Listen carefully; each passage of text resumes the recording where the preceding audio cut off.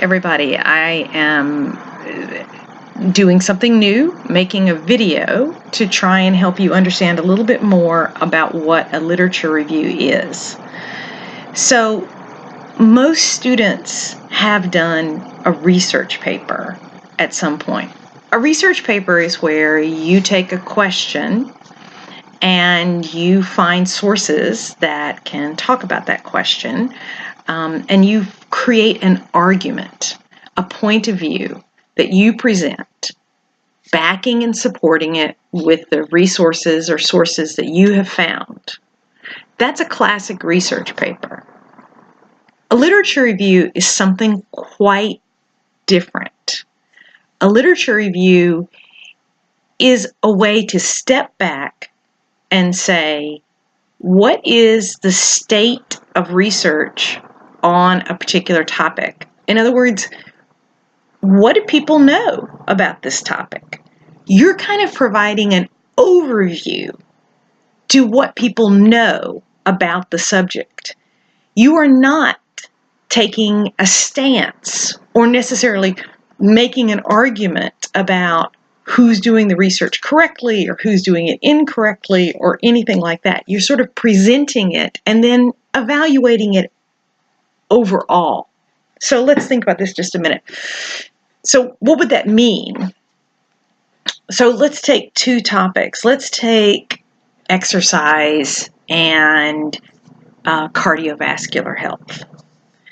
So if you were doing a regular old-fashioned college research paper, you might want to make an argument that aerobic exercise is beneficial to cardiovascular health.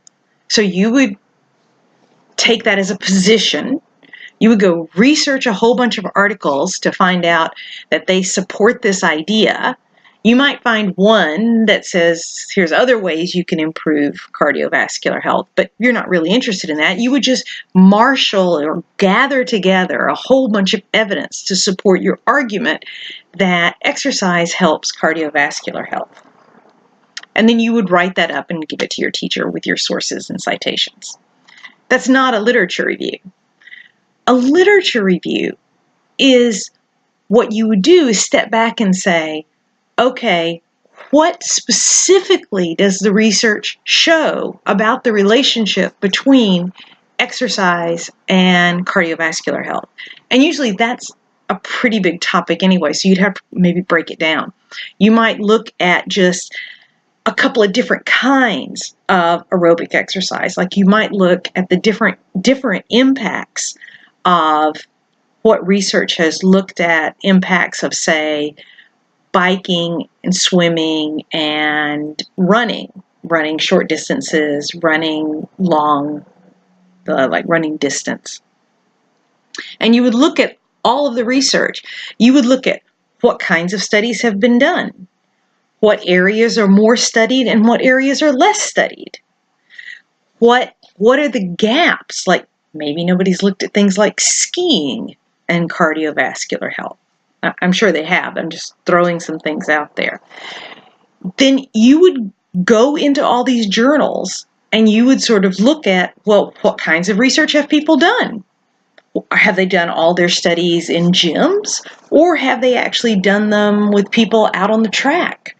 Have they done studies where there are different types of cardiovascular, or different types of aerobic exercise? Have they looked at if it's done in combination with other kinds of exercise? Have they looked at both men and women? Have they looked at all different age ranges? Have they looked at all different kinds of ethnic groups? Are the studies full of lots of people, or are they only looking at small groups of people? How well are the studies put together? So you're actually analyzing and then offering to the reader an overview of what the research is like. So you're providing them with a really quick look at what the research is like. You're not necessarily taking a position about the research or I mean, at the end, you're going to note things and you're going to evaluate. Like you may notice, I looked at 10 studies on, aerobic exercise and cardiovascular health.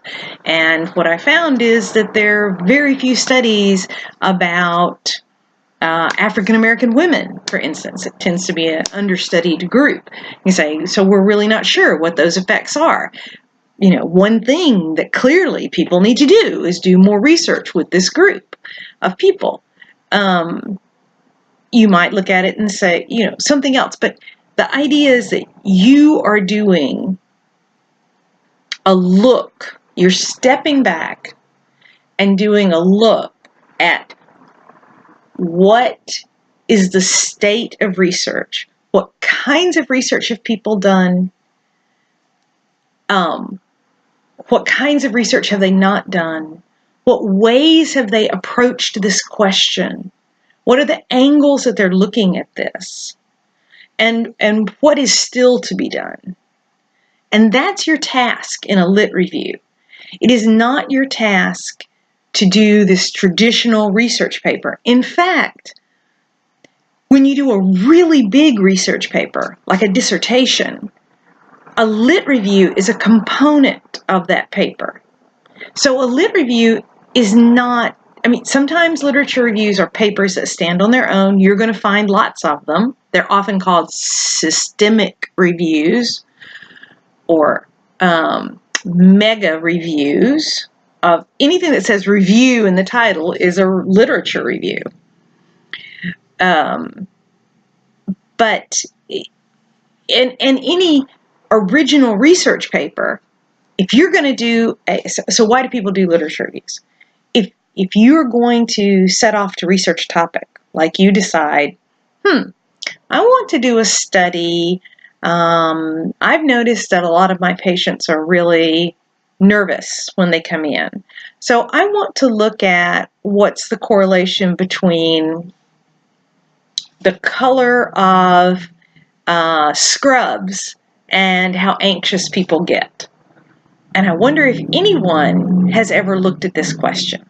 So you start looking up all kinds of research about patient anxiety, white coat syndrome, like when high blood pressure goes up because you're at the doctor's office. And then you start looking up studies about what people have researched about how people react to colors or patterns or things like that. And you start looking at all this research and you pull it together and you step back and you say, okay, here are the things people have looked at about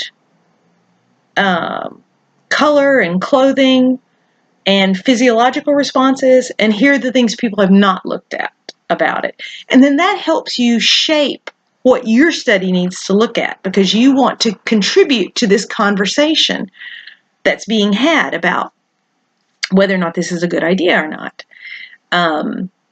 So a literature review is a way that you figure out the direction that research needs to go by stepping back and saying, what has research accomplished? And what has it overlooked? And where is an opportunity for future study? This may seem like a complex task if you don't know a lot about the field. So one of the things you're going to have to do is you're going to have to read more articles possibly than you're going to use in your review, because you're going to have to know, you're going to have to understand the field. It also means that you don't usually do, so now we're going to move on to the second topic, how do you pick your topic?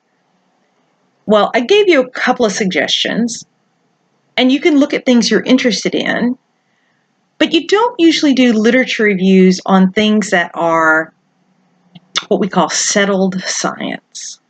For instance, you cannot do a literature review on a question like, what is the impact of tobacco on rates of cancer?